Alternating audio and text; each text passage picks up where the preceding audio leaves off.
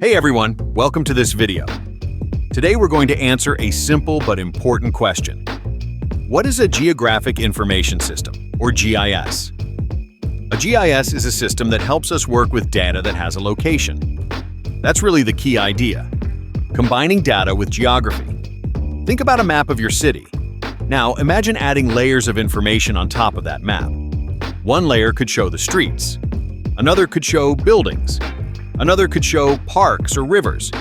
You could even add data like population density or flood zones. Each of those layers is spatial data. It's data that includes information plus a location.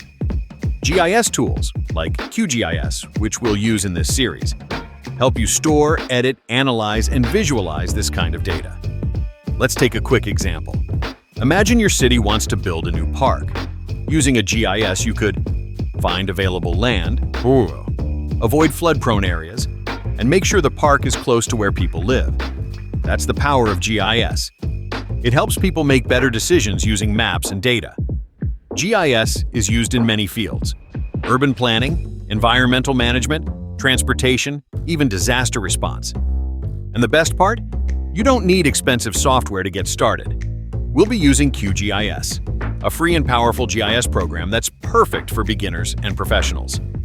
In the next videos, I'll show you how to install QGIS, load your first map layers, and start creating your own spatial data.